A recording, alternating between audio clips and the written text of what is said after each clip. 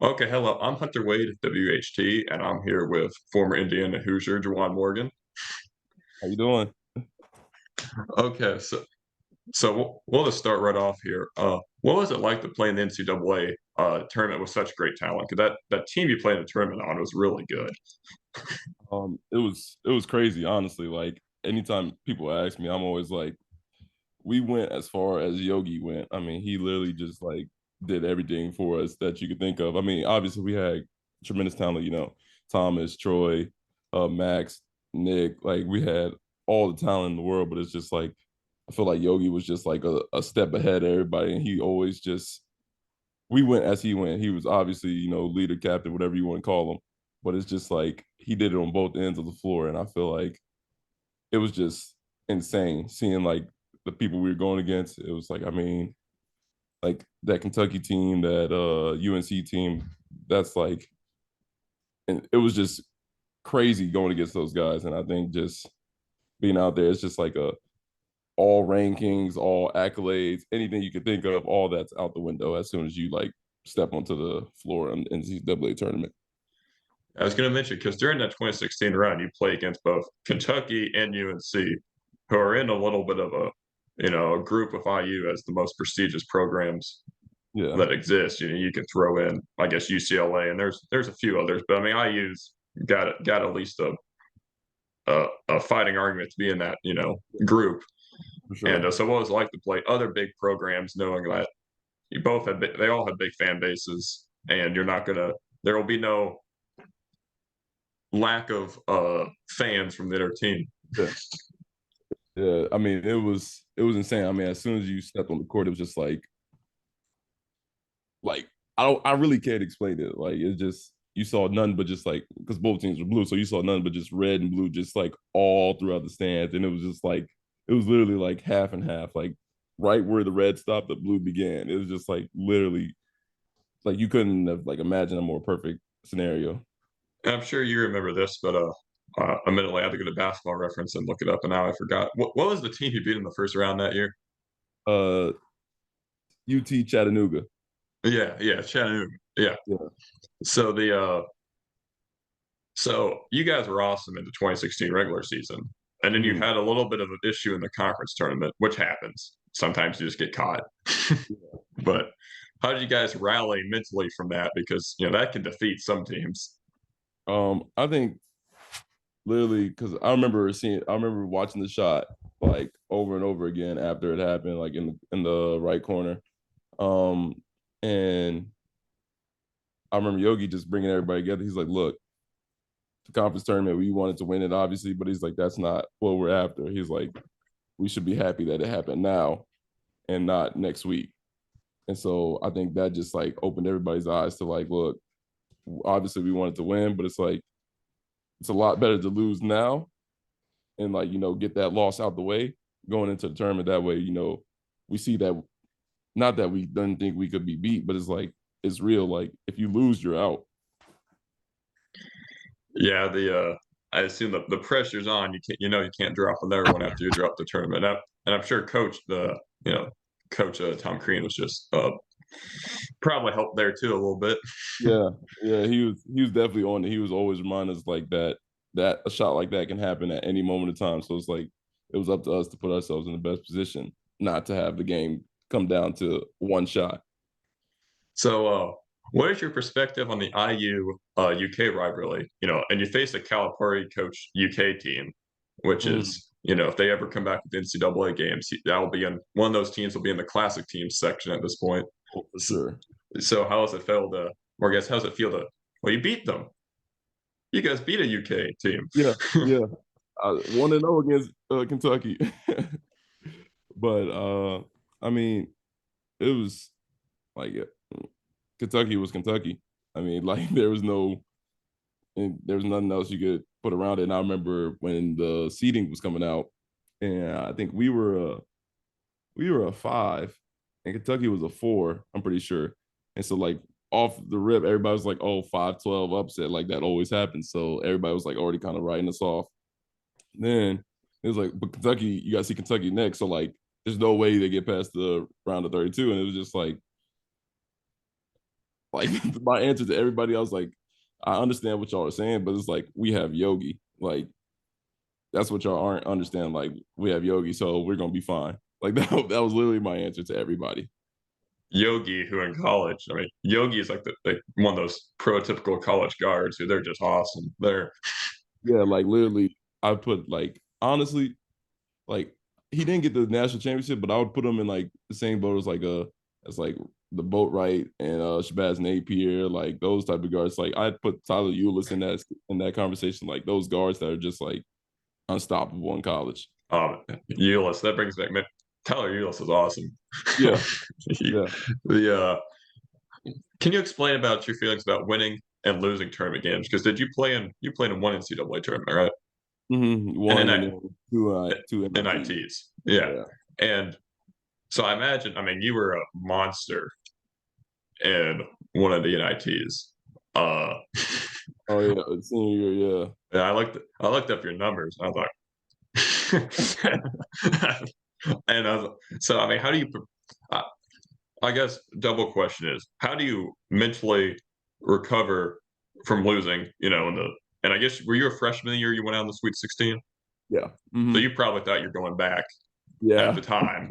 Yeah. Uh, and then how do you when you're in a T and you're an older, you know, you're on the floor all the time when you're in the IT.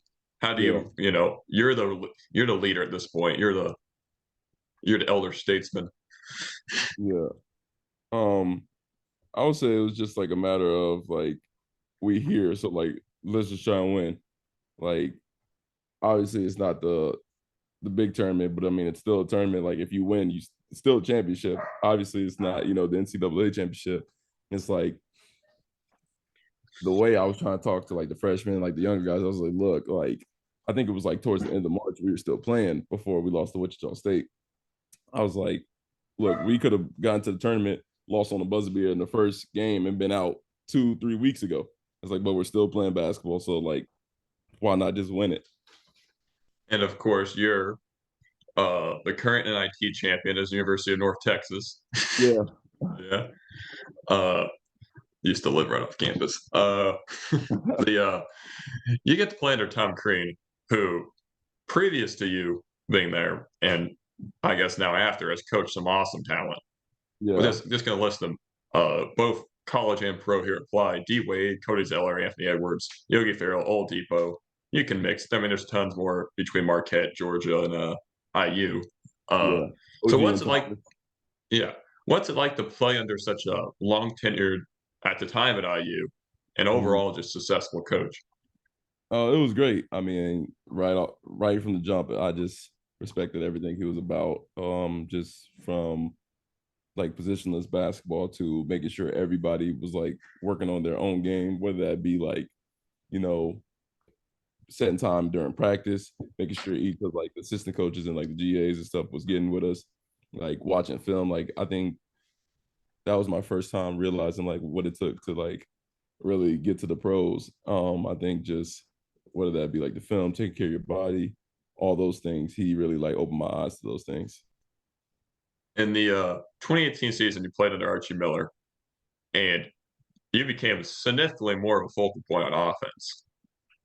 Which, you know, in college, everyone's, you know, there's a different age gap in some people. So, you know, part of it's just the way your body, I guess, you know, age Yeah. compared to like guys who are 18 and 19. But what is it like to have more touches and more, you know, you can't take any plays off when you're Yeah. I mean, it was kind of weird at first. Like, I don't even think like it was like a off season thing where it's like, okay, like, look, we're gonna start making it a point. Like, I think I like started one game, and then I think like the next two games I didn't even start. Um, and I was just thinking, I was just like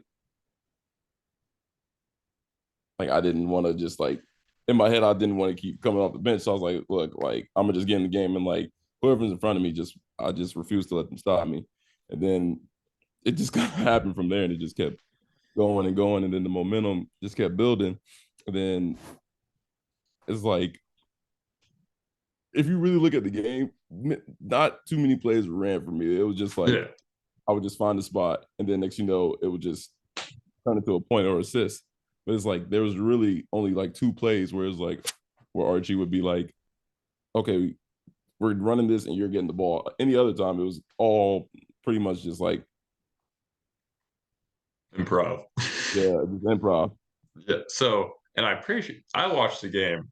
I I studied up on you, and I knew you were coming in, but I just stayed up just because I like to watch guys play styles. You had a game against Notre Dame where you Oh were a yeah, monster, and you had so much bounce on one dunk. I was, I yeah, was shocked. I think Big Ten put it on its TikTok, so I had to go find the game on yeah, YouTube. Uh, I was like, wow, he got some bounce. yeah. Yeah, I used to be a little bit more springy than I am now. What's the knees? Yeah. I think we're the same height, so yeah, I know, I know how it is. I know how it is. Which here, just for the audience, just because people are amazed by this. How big are you? 6'8", And to 240. yeah, you got me like 80 pounds. Yeah. You still close with any of your college teammates? Because you were there for 4 years. So I'm sure you got Oh some. yeah, yeah. I would say a lot of them actually. I would say OG, Thomas, Yogi, uh, Troy, Nick. I still talk to. Who else? Devontae, Kurt, Deron, Josh, Freddie. Like I'm still Tim, Zach, McRebound. Yeah, I'm still close to a lot of them. The benefits of being a 4 year guy. Yeah, Yeah, definitely. you're around the program. Which I guess I'll go ahead and ask. You still around the program, or do you still have contact with IU? Yeah, as much as I can, obviously, like with the seasons falling at the same place, like I do try to usually around like All-Star break or like even if there's like a game close, I will try to like make it and see them. I went to the game when they played Arizona and Vegas. When was that? In December, I think. Yeah. So yeah, I still try to catch every game I can. So you actually transitioned pretty well into my next question. So I'm a Nuggets fan. I'm a Denver Nuggets fan. I'm sorry if that brings back memories. Oh no, you're all good. That was an The insane playoff series. I'm gonna get to that. That was the most fun I've ever had. Uh, do you have any interesting stories about Thomas Bryant? Because I need to know if my backup center is a fun man or not. Oh no, he is hilarious, but like when it's time to work, it's like I would take him over like I would say if when it's time to work, I would take him over a lot of guys. I'm not gonna get into any names or anything, but like over like 99% of guys, I'm taking TB on my team for sure. So I watch a lot of Wizards games come on the East, or I just like watching East Coast games. I like watching the full block. I watch a lot of Nuggets games, of course. His Mhm. energy is pretty. He has a lot Yeah, of energy. it's almost second to none. It's like regardless if it's just a rebound or whatever, he's like going 100% He's almost all the extremely time. and he's extremely smart. He's so efficient. Yeah, It's a dunk or a layup, or he's not taking it. yeah. It's He doesn't do anything he can't do. so you went on draft in 2019, which Yeah, I don't know if that was a surprise to you. I mean, I'm sure yeah. you had information. It No, it was, wasn't a surprise. I already knew kind of going in what yeah, I'd have to do to get to the league. because I guess there's certain everyone in the league has to be a certain archetype now. Maybe you don't completely fit that archetype. There's Yeah, like, yeah, exactly. well, it, 2008 though, when they had power forwards, you're going top 10. Yeah, that's I always say I was in the wrong era all the Yeah, time. it's the icon like my Kenyon Martin types, like my Yeah, I guess my Reggie Evans types. And when you're not, if you're not a 3 and D or you're not a center anymore, you get stuck in the middle. yeah. Uh, and I guess the prototype has become Aaron Gordon or something like that, where you can just uh, Do pretty much everything. yeah. But so and you did make it to the league pretty, I don't know, easily, but you made it to the league without you didn't have to sit on a G League team for too long before you got the Jazz or the Utah Jazz were interested in you. So what was that whole process like, and what was it feeling when you signed and finally got on an NBA floor, officially?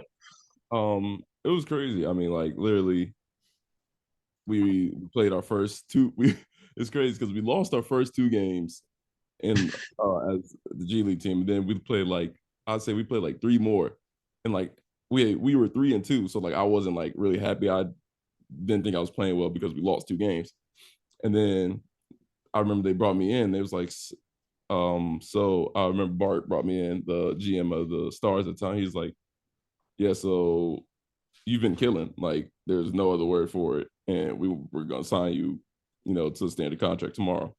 And I just kind of sat there and I was just, oh, okay, that's great. Because the game had just ended, so I like wasn't even really paying attention, and I was just sitting there. And he was like, "That's it, like that's all you're gonna say?" I was like, it was like, "Oh, I didn't even really hear you. I'm sorry." And then he told me again, and then it was just like all the emotion just like came out, and I think it was just amazing. And then the first time I got on the floor, because I got signed like the next day, and then I went to practice that day, and then the following day we traveled to Indiana to play the Pacers. So it was like the first time I got on the floor was against the Pacers in Indiana. Yeah, that had to feel good. Now you're from Missouri, right? Yeah. So I don't know what your accolades are in high school, so that stuff's kind of annoying to find out. It's hard to find. So I guess were you on any all state teams or anything? If anyone I don't know, we will know, or with Um, I think my last 2 years, I was maybe sophomore year too, but I was on all state for sure the last 2 years. But as far as 5A goes, it was like me, OG, Jimmy Witt that went to where you go? He went to Arkansas and SMU. yeah, And he went to SMU. yeah, yeah. And then Tyler Cook, Iowa, Yeah, obviously, and then Jason Nugget. Tatum. Tyler Cook was a Nugget during that too. Yeah, He was on a in the bubble. two-way Yeah. contract. Yeah, he's got a really unique jumper. Yeah. And then Jason Tatum, Yeah, who yeah, pretty much everybody it's knows. yeah, and we'll get to him. Yeah. uh, so you weren't on a two-way contract when you were Jazz, were you? I I don't went think you've from ever been on a two-way contract, right? no, I went from a G League straight to a Yeah. standard contract. So how does that feel? Like the two-way, which I guess now they have a third slot, going in next year. Hmm. I see. Yeah, you probably know about. I think so. Yeah, I don't know when the CBA kicks in. Uh, Yeah. but what is it like to so many people have to do the two-way. I call it the Blue Dort schedule because he's the one that I guess really made it work. What was it like to juggle the? So you get to skip juggling the G League NBA contracts initially. What was it Hmm. like to be on the bench with Jazz teams, which are always? I mean, those Jazz teams were always good. I mean, it was amazing. I mean, I learned so much. Like obviously, I mean, I already knew Don from like years before that. I mean, we were close in high school. And then obviously playing him when he was at Louisville, and then at Indiana when we played at Bankers, like, well, what's it called now? Gamebridge, playing there. Cambridge, yeah, it is Cambridge. So, Exclusivity deals. yeah, seeing him. Also just like learning from like one of the best defensive centers ever, and Rudy. And then also, I would probably say I was like closest with Mike Conley, another Indiana guy, Yeah, um, and just being able to like pick their brains about like just how they go about being a pro, just like the different things they see on the court, and I just feel like I learned so much from them. I was gonna say yeah, because you missed the Rubio year. Your rookie year is the Conley. Uh, Yeah. Mm-hmm. yeah, I'm a big. For I sure. like Conley. I'm just a big Ricky Rubio guy because I really liked Rubio growing up. The So you got to that first round against the Nuggets in the bubble, which I'm sure the bubble is its own unique adjustment period. Yeah. Uh, that Nuggets series is epic. I don't really think that's debatable at this point. It gets a No. little bit lost because they did the same thing to the Clippers the next round, Yeah. uh, which I'm sure felt a little bit better when they did it to two people. Yeah. uh, uh, and I don't know what that series was just absurd. Jamal Murray was absurd. Joker was absurd. Paul Millsap dunked so many times. I just don't understand how he even got up that far anymore. Yeah. the What was it like to play that series? Because you were on the floor, especially when Conley was out the first couple of games. You Yeah. were on the floor a lot. Yeah. I mean, it was again. It was like everything just kind of was just sprung on me again. It was just like we went to practice. And then my player coach, Zach at the time, he was just like, "Has coach talked to you, Coach Quinn?" I was just like, "No, like, did I do something?" He was like, "No, he'll talk to you in a second." And then he just like walked up to me. He was like, "Juwan, you want to start tomorrow?" And I was like, "Of course." Like, what kind of question is that? And then so I was like getting like the reps with like the starting team, and it was Joe, Don, me, Royce, and Rudy. And I was starting on Paul Millsap, who again is like who like one person I like model my game after, who like I watch all the time. So it's like in a way, like my other player coach, Brian Bailey, he was just like, "You want to watch film?" Because he already knew who I like to watch and play. Like he's like, "You want to watch film or you got it?" I was like, "Look, I don't need to watch any film. Like I know everything that's going to happen. I'm good." And I think it was just like being able to watch that on the floor, it was like crazy. Obviously, seeing Jamal score 50, didn't want to see that, but like as a fan, like you're like just in awe of some things him and Donovan were doing. It was just like it was like 1-on-1 with 10 people on the court. That's what it seemed like. That that bubble was the most isolations I've ever seen. Because It was the everyone, best basketball ever, easily. yeah, I was gonna say, you're match against Millsap or Grant. I imagine most of the series, Jeremy Grant.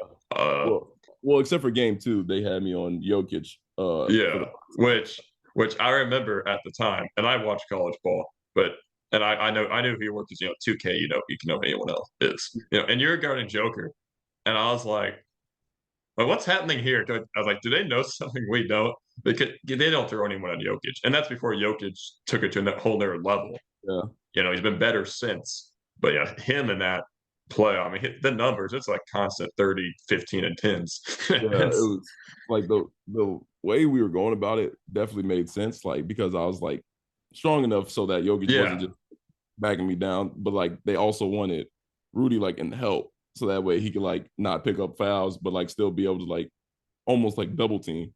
And it worked for game two and game three. So I mean, we Well, look at game one was epic. And I actually, when Murray, it was somewhere, because that game was like, you guys would score, we would score. And it always felt like, because I guess you guys are the bad guys, I'm a Nuggets fan, it always felt like you guys scored twice, and yeah, then we would score.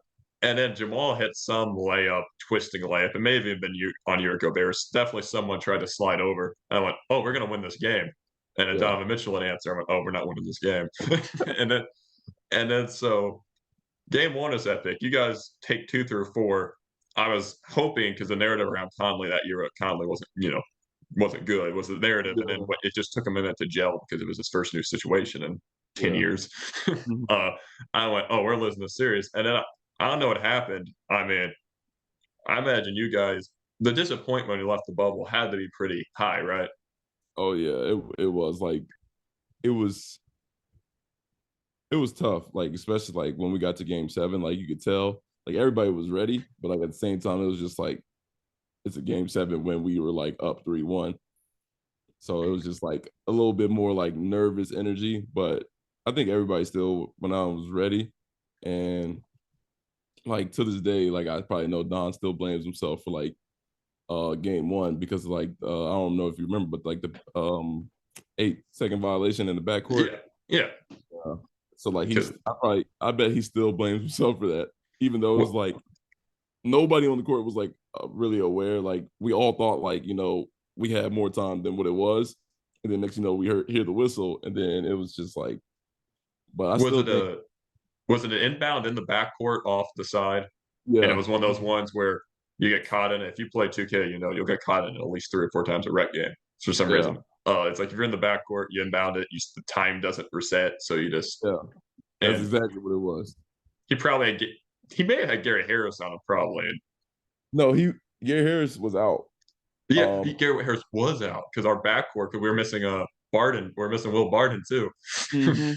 uh, I can't remember who it was. I want to say it was Murray and Grant on him the whole time, if yeah, I'm because not we mistaken. were that was a beat up Nuggets team. And Yeah. we had done the Malik Beasley trade where we had lost Malik Beasley and Jared Vanderbilt. And so our Mhm. depth at the end was like we had Noah Vonleh, who's under IU guy, but Yeah. Vonleh didn't get enough time to get into the rotation. We had a Right. couple other guys, so it was like we were in like an 8-man rotation, probably Mhm. entire. I keep on saying we. I'm not affiliated with the Nuggets. I wish I was. Uh, the so you're on that series is epic. What was it like to be on the floor during that series? And you got more run I think next year. But what was it like to be on the floor and you're not? I don't want to say not integral, but you're in the corner or you're in the Yeah. wing. You're not. They'll run a Gobert and Mitchell pick and roll. They'll run a Mitchell ISO. They'll run a Sanford Conley or maybe Yeah. Royce or Bogdan gets the shot.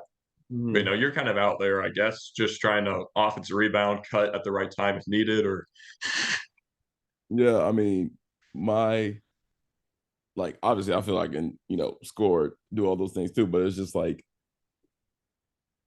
at that time, Don, Joe, Mike, JC, Clarkson, yeah. Rudy, they're there to score. Like, so, and obviously they're gonna have the best defenders on them. So if I can get them open and get the best defender off of them, then I feel like that's a win in my book. And like, especially like because then they would leave me, and if they took the shot, I'm open for every offensive rebound. So it's just like I would just sprint in and I would be good to go. So it was just like it was like the game within the game. Like obviously they don't think I'm in there to score. They're right. But then they go and try to take away the guys that are there to score, and then I'm free to do pretty much anything else. Yeah, you mentioned Paul Millsap earlier, and that actually Paul Millsap drafted by the Jazz in '06. The uh you and him have very similar body types. You Yeah. do. It's just it's a little undersized, but just strong, Yeah. just big. Uh so I guess that's smart to model your game out there. And there's a lot of Millsap. There's a lot of good stuff from Paul Millsap. Yeah. Paul Millsap, good player. Long time good player. I don't. He lasted forever. Yeah. It Well, seemed like he was in the league forever. I don't know if he was ever top 250 in athleticism, Yeah. but he I don't think so either. But he always just got it done. yeah. So last season you got to play for the Eastern Conference champs, Boston Celtics. Mhm. Congrats. Uh, it must be a nice trophy to hold. Yeah. Uh, It was insane. Heavy. yeah, you ended up getting on the court for both, you know, for both some conference games or conference finals games and some finals games. What was it like just to be on the floor at all? I don't know if you were in It was blowouts either way, but yeah. you're still on the I floor. mean obviously wanted to win, but it was just like being able to be out there and like actually log minutes or like just be out there regardless. It was like a dream because obviously like there's people that who are like starters and like all stars who never see the finals and Yeah. like just be able to be there. And like a lot of people are always like, well, you didn't really do anything. It's just like, I mean, in the game it made it seem that way, but it's like at the same time, like when we like did scout and stuff, like we had to be like that other team. Like we had to give, the guys that played like the best look possible to prepare them. So it's like we were like doing all the behind the scenes things. And I feel like just being a part of that was just insane. So last year, you know, I almost to get back at when COVID hit, the Raptors signed you, Mhm. and you got the basketball reference oddity of one game played for the Raptors, Yeah. and which just makes it always just fun. And what was it like when you get to play? Did you get to play in Canada? Yeah, they're back in Canada last year, Mhm. and I don't know if Yeah. it was a home game or not. We played in Cleveland first and Yeah, then went to Canada for the next three yeah. games. I guess you're still on the team. You just were on the and got in one. Yeah. Which I imagine Nick Nurse, Coach Nick Nurse, the rotations for that year last year, the weather restrictions were just crazy. Yeah. It was like he was like, I like him because he's just like, look, if you're good to play, you're gonna play. Like he didn't believe in the whole like rotation thing. Like this guy has to play this many minutes. He's like, look, if you're playing well and you feel good, like you'll keep playing.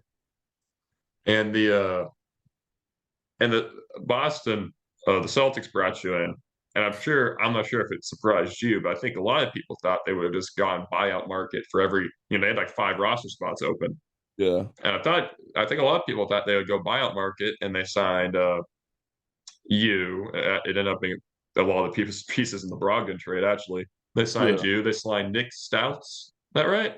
Signed Spouses. Luke Cornett. Malik Fitz? Malik Fitz. That might not be true. Was Yeah, Malik that's Fitz right. right? Oh Mm-hmm. yes. Uh, wow, I'm a nerd. And so what was like? I guess going from the G League to a Boston team, which at the trade deadline was technically struggling, but Yeah, clearly had pieces to reassemble if they could, get it together.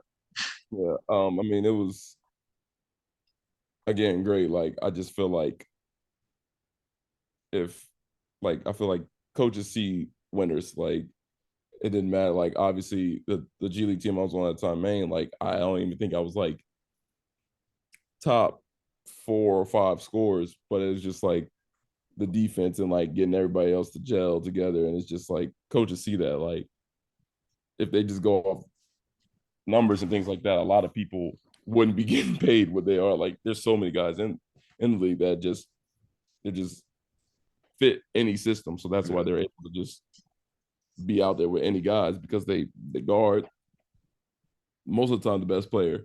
And on offense, they're not just cones, but they also just get people moving, things like that. And I feel like that's exactly what I do. The Jay Crowder. Essentially, like Jay Crowder, Draymond, like they're just so many. I mean, like to an extent, like Sabonis, like Yeah.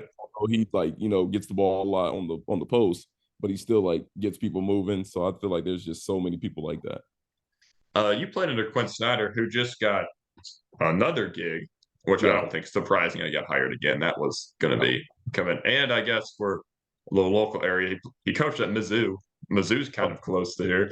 yeah. uh, so what was it like to play under Quinn Snyder? I guess you played Nick Nurse, and then I always butcher his name, Celtics Oduku.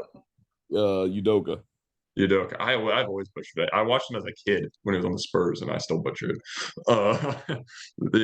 So you get to play under 3 guys, but I mean, I think the track records prove they're good coaches. Yeah. uh, uh, 2 of them are in the league, and one's going to be in the league next year, without a doubt. So what it was like to play under good basketball minds. I mean, it's great. Like just there's so many things that I learned from each of them. I mean, obviously being with Quinn longer, learned more from him. Um, and it's just I feel like each one of them have like their own philosophy, but it's just like they're all pretty much under the same tree. Like they're all there's different branches, but they're all pretty much under the same tree. And it's just like they have like a just an unreal amount of faith in just like what their players can do and like what they're seeing. And I feel like they all are like players coaches because like they would literally just be like they would do their coaching thing like I see this like what y'all think, but they would also be like, all right, y'all are out there like what do you want to do? Like y'all see this, y'all are getting guarded this way. What do you want to do? And I just respected that from all 3 of them. And that really is the way the league's gone. Most of the coaches in the league are not player coaches. If you're not player coaches, you seem not to last Yeah, unless you have Greg Popovich level stock already assembled. yeah, Do you have a coach you personally love to play for? I'm sure Steve Kerr and Popovich are up there just because of knowledge at this point. But that I would ever love to play for. yeah, Uh, yeah, I mean, obviously, like the Popovich, like you said, Steve Kerr, those two. I would love to play for Quinn again, for sure, for sure. Actually, my AAU coach Rodney Perry, he's at K State now. But if he was ever in the league, like for sure would play for him again. Um, so I would say, yeah, there's a lot of coaches for sure, though. Atlanta, I know you have a roster spot free. You can sign your guy. Yeah, yeah, Give him a paid vacation. uh, thoughts? Did Stevens sign you? I'm sure you've talked to Brad Stevens. yeah. I have, but Yeah, no, Ime was the coach still. But yeah, Brad yeah, did. yeah. I mean, yeah, because Stevens is in the front office. Yeah, yeah, he did sign me. Uh, so what was it like is just because Indiana, Butler exists, Yeah, and I mean, that's the closest Butler ever get to a national title. He did it 2 years in a row. yeah, so, yeah, so what was it like that? I guess you got to meet a state hero of Indiana. I don't. yeah. Basically, but I mean, he was great. I mean, literally the first conversation he had with me, he brought up Butler in Indiana. He's like basically said he's like I don't know if I should be signing you, being an Indiana guy, but he's like we've had some good luck with him because Romeo was there at the time too. Yeah. But like he's just a great guy all around. Like no bad words for him. Uh, you're currently playing for the Ontario Clippers in the G League. I think Mm-hmm. technically, right? I'm still technically right. Okay, good. The PR guy didn't do me dirty. Uh, do you enjoy it? What's your favorite part? I mean, it's G League. You're still, I guess, under the watchful eye of the NBA. They're Mm-hmm. still watching. They always need talent, and Yeah. they'll. It's I think it was great, especially I feel like with the Clippers, like top to bottom, they really pay attention to like the stock they're putting into the G League, and I think like somebody from the front office was at like almost every game, multiple practices, and I really just enjoyed it. I had a great time. Obviously, like some injuries like came into play, but I would say overall, I just had a great time. Are you interested? And I know I imagine no one wants to think about this. Have you had any overseas prospects? Because there's a lot of leagues now, Mm. and I think almost. I mean, I'm gonna have to restart our Zoom recording. Not gonna lie. Uh,